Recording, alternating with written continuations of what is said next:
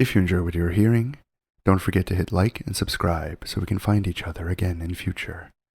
And if you want to support the channel further, please consider supporting me over on Patreon. Hello there. My name is John, and I'm here to bring you a sleep story. So find someplace comfortable, lie back, let your arms and legs fall slack at your sides, take a deep breath, and close your eyes. Tonight, we will be reading Through the Looking Glass and What Alice Found There by Lewis Carroll. Child of the pure unclouded brow and dreaming eyes of wonder, though time be fleet, and I and thou are half a life asunder, thy loving smile will surely hail the love gift of a fairy tale. I have not seen thy sunny face, nor heard thy silver laughter. No thought of me shall find a place in thy young life's hereafter. Enough that now thou wilt not fail to listen to my fairy tale. A tale begun in other days, when summer suns were glowing, a simple chime that served to time the rhythm of our rowing, whose echoes live in memory yet, though envious years would say, forget.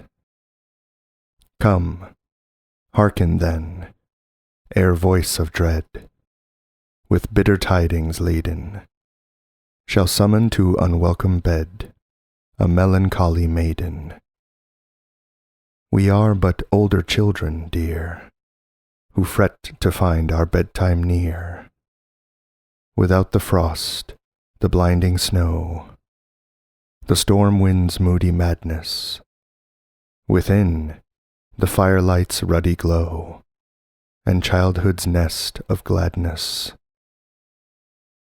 The magic words shall hold thee fast, thou shalt not heed the raving blast, and though the shadow of a sigh may tremble through the story, for happy summer days gone by, and vanished summer glory, it shall not touch with breath of bale the pleasance of our fairy tale.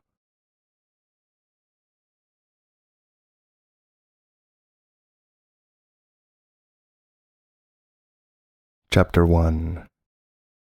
Looking Glass House. One thing was certain, that the white kitten had had nothing to do with it.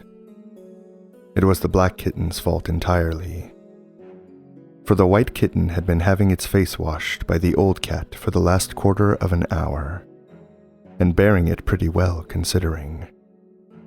So you see that it couldn't have had any hand in the mischief. The way Dinah washed her children's faces was this. First, she held the poor thing down by its ear with one paw, and then with the other paw, she rubbed its face all over, the wrong way, beginning at the nose. And just now, as I said, she was hard at work on the white kitten, which was lying quite still and trying to purr, no doubt feeling that it was all meant for its good.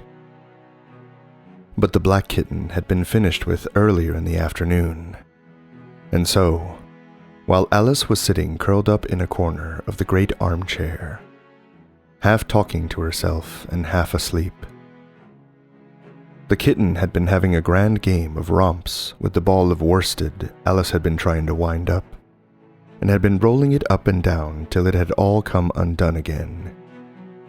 And there it was, spread over the hearthrug, all knots and tangles, with the kitten running after its own tail in the middle. "Oh, you wicked little thing," cried Alice, catching up the kitten and giving it a little kiss to make it understand that it was in disgrace. Really, Dinah ought to have taught you better manners. You ought, Dinah. You know you ought, she added, looking reproachfully at the old cat, and speaking in as cross a voice as she could manage. And then she scrambled back into the armchair, taking the kitten and the worsted with her, and began winding up the ball again. But she didn't get on very fast, and she was talking all the time, sometimes to the kitten, and sometimes to herself. Kitty sat very demurely on her knee, pretending to watch the progress of the winding, and now and then putting out one paw and gently touching the ball, as if it would be glad to help, if it might. "Do you know what tomorrow is, Kitty?" Alice began. "You'd have guessed if you'd been up in the window with me. Only Dinah was making you tidy, so you couldn't. I was watching the boys getting in sticks for the bonfire. And it wants plenty of sticks, Kitty.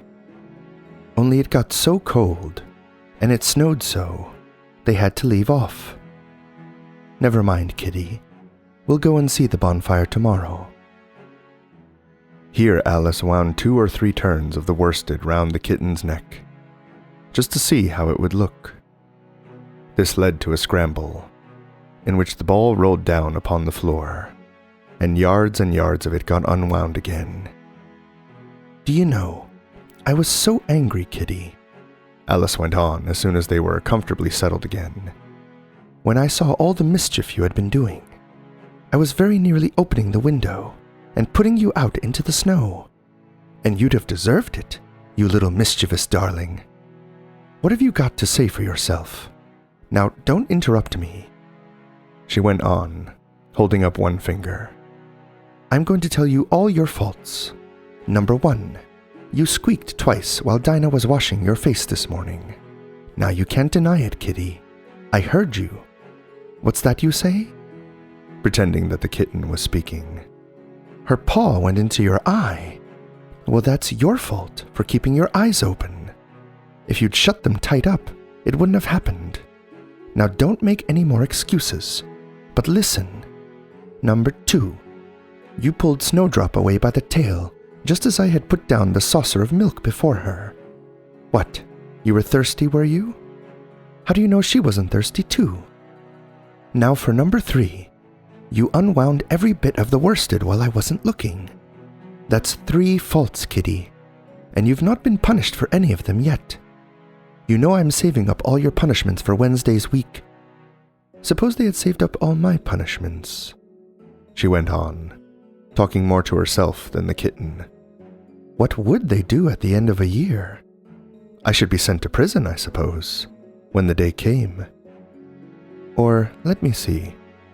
Suppose each punishment was to be going without a dinner. Then, when the miserable day came, I should have to go without 50 dinners at once. Well, I shouldn't mind that much. I'd far rather go without them than eat them. Do you hear the snow against the window panes, Kitty? How nice and soft it sounds. Just as if someone was kissing the window all over outside. I wonder if the snow loves the trees and fields, that it kisses them so gently, and then it covers them up snug, you know, with a white quilt. And perhaps it says, 'Go to sleep, darlings, till the summer comes again.' And when they wake up in the summer, Kitty, they dress themselves all in green and dance about. Whenever the wind blows. Oh, that's very pretty," cried Alice, dropping the ball of worsted to clap her hands. "And I do so wish it was true. I'm sure the woods look sleepy in the autumn, when the leaves are getting brown. Kitty, can you play chess? Now, don't smile, my dear.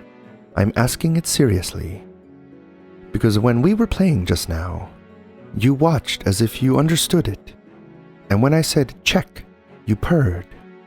Well, it was a nice check, Kitty, and really I might have won, if it hadn't been for that nasty knight that came wiggling down among my pieces.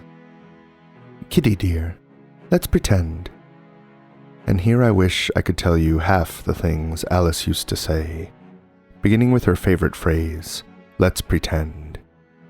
She had quite a long argument with her sister only the day before, all because Alice had begun with, "Let's pretend we're kings and queens," and her sister, who liked being very exact, had argued that they couldn't because there were only two of them, and Alice had been reduced at last to say, "Well, you can be one of them then, and I'll be all the rest." And once she had really frightened her old nurse by shouting suddenly in her ear, "Nurse, do let's pretend that I'm a hungry hyena and you're a bone." But this is taking us away from Alice's speech to the kitten. "Let's pretend that you're the Red Queen, kitty. Do you know, I think if you sat up and folded your arms, you'd look exactly like her. Now do try. There's a dear." And Alice got the Red Queen off the table and set it up before the kitten as a model for it to imitate. However, the thing didn't succeed, principally, Alice said, because the kitten wouldn't fold its arms properly. So, to punish it, she held it up to the looking glass, that it might see how sulky it was. "And if you're not good directly," she added, "I'll put you through into the looking-glass house. How would you like that? Now if only you'll attend, kitty, and not talk so much, I'll tell you all my ideas about looking-glass house. First, there's the room you can see through the glass. That's just the same as our drawing room, only the things go the other way. I can see all of it when I get upon a chair, all but the bit behind the fireplace. Oh, I do so wish I could see that bit. I want so much to know whether they've a fire in the winter. You never can tell, you know, unless our fire smokes, and then smoke comes up in that room too. But that may be only pretense, just to make it look as if they had fire. Well then, the books are something like our books, only the words go the wrong way. I know that because I've held up one of our books to the glass, and then they hold up one in the other room. How would you like to live in Looking-Glass House, kitty? I wonder if they'd give you milk in there. Perhaps looking-glass milk isn't good to drink. But oh, kitty, now we've come to the passage. You can just see a little peep of the passage in Looking-Glass House if you leave the door of our drawing room wide open. And it's very like our passage, as far as you can see. Only you know it may be quite different on beyond. Oh, kitty, how nice it would be if we could only get through into Looking-Glass House. I'm sure it's got, oh, such beautiful things in it. Let's pretend there's a way of getting through into it, somehow, kitty. Let's pretend the glass has got all soft like gauze, so that we can get through. Why, it's turning into a sort of mist now, I declare. It'll be easy enough to get through. She was up on the chimney-piece while she said this, though she hardly knew how she had got there. And certainly the glass was beginning to melt away, just like a bright silvery mist. In another moment, Alice was through the looking-glass, and had jumped lightly down into the looking-glass room. The very first thing she did was to look whether there was a fire in the fireplace, and she was quite pleased to find that there was a real one, blazing away as brightly as the one she had left behind. So I shall be as warm here as I was in the old room, thought Alice. Warmer, in fact, because there'll be no one here to scold me away from the fire. Oh, what fun it'll be when they see me through the glass in here and can't get at me. Then she began looking about, and noticed that what could be seen from the old room was quite common and uninteresting, but that all the rest was as different as possible. For instance, the pictures on the wall next to the fire seemed to be all alive, and the very clock on the chimney-piece, you know you can only see the back of it in the looking-glass, had got the face of a little old man, and grinned at her. They don't keep this room so tidy as the other, Alice thought to herself. as she noticed several of the chessmen down in the hearth among the cinders. But in another moment, with a little "oh" of surprise, she was down on her hands and knees watching them.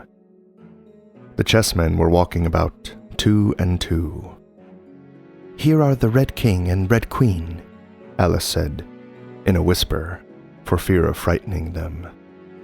"And there are the White King and the White Queen, sitting on the edge of the shovel. And here are 2 castles walking arm in arm. I don't think they can hear me," she went on, as she put her head closer down. "And I'm nearly sure they can't see me. I feel somehow as if I were invisible." Here something began squeaking on the table behind Alice, and made her turn her head just in time to see one of the white pawns roll over and begin kicking. She watched it with great curiosity to see what would happen next. "It is the voice of my child," the White Queen cried out as she rushed past the king, so violently that she knocked him over among the cinders. "My precious Lily, my imperial kitten," and she began scrambling wildly up the side of the fender. "Imperial fiddlestick," said the king, rubbing his nose, which had been hurt by the fall. He had a right to be a little annoyed with the queen, for he was covered with ashes from head to foot. Alice was very anxious to be of use, and as the poor little Lily was nearly screaming herself into a fit, she hastily picked up the queen and set her on the table by the side of her noisy little daughter. The queen gasped and sat down. The rapid journey through the air had quite taken away her breath, and for a minute or two she could do nothing but hug the little Lily in silence.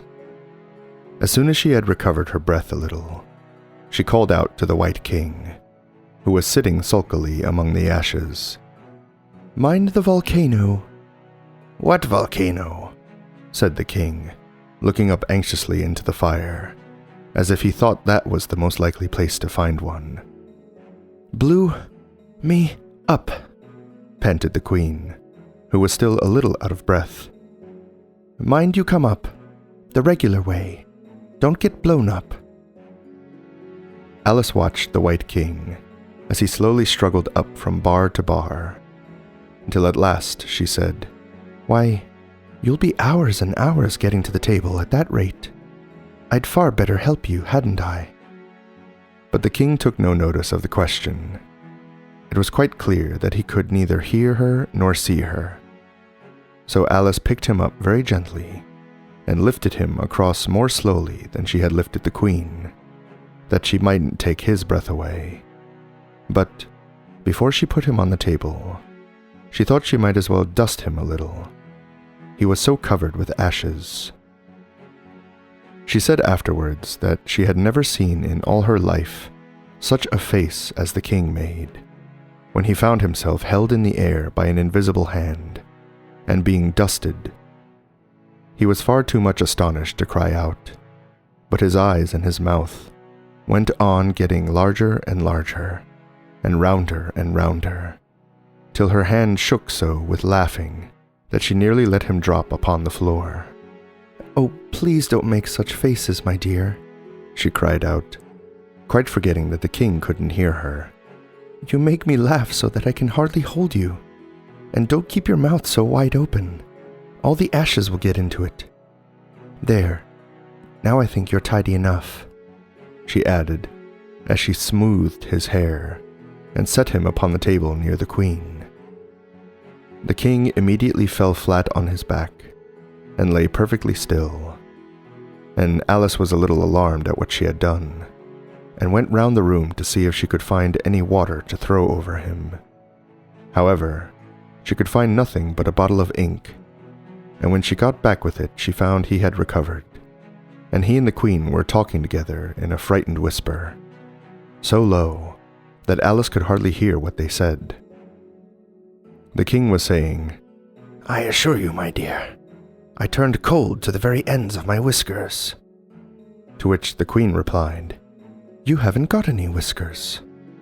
"The horror of that moment," the king went on, "I shall never forget."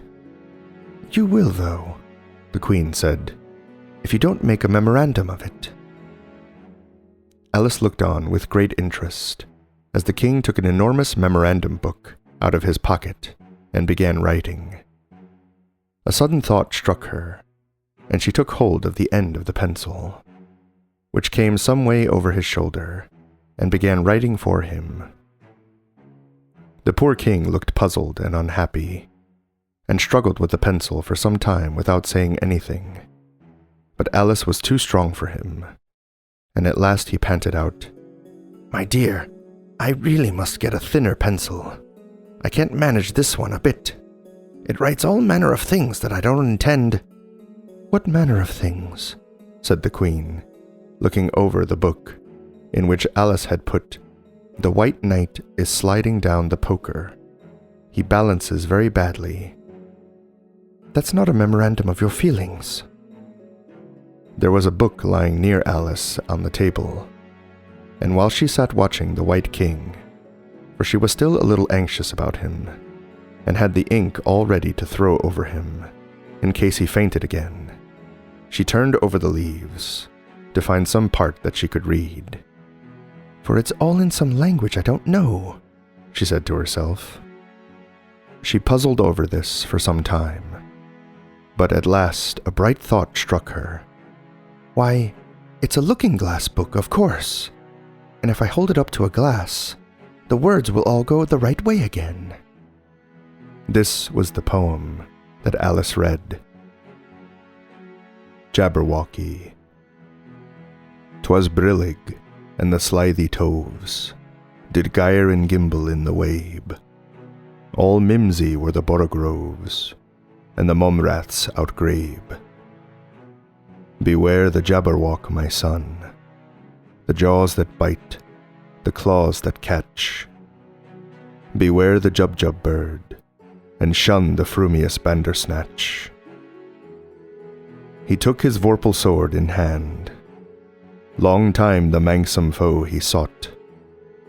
So rested he by the tumtum tree, and stood awhile in thought. And as in uffish thought he stood, the jabberwock, with eyes of flame, came whiffling through the tulgey wood, and burbled as it came. 1, 2, 1, 2, and through and through. The vorpal blade went snicker-snack. He left it dead, and with its head he went galumphing back. "And hast thou slain the jabberwock? Come to my arms, my beamish boy. O Frabjous day, Calloo, Callay," he chortled in his joy. 'Twas brillig, and the slithy toves did gyre and gimble in the wabe. All mimsy were the borogroves, and the mumraths outgrabe. "It seems very pretty," she said when she had finished it, "but it's rather hard to understand." You see, she didn't like to confess, ever to herself, that she couldn't make it out at all. "Somehow it seems to fill my head with ideas, only I don't exactly know what they are. However, somebody killed something, that's clear at any rate. But oh," thought Alice, suddenly jumping up, "if I don't make haste, I shall have to go back through the looking-glass before I've seen what the rest of the house is like. Let's have a look at the garden first." She was out of the room in a moment, and ran downstairs, or, at least, it wasn't exactly running, but a new invention of hers for getting downstairs quickly and easily, as Alice said to herself. She just kept the tips of her fingers on the handrail, and floated gently down without even touching the stairs with her feet. Then she floated on through the hall, and would have gone straight out at the door in the same way, if she hadn't caught hold of the doorpost. She was getting a little giddy with so much floating in the air, and was rather glad to find herself walking again in the natural way.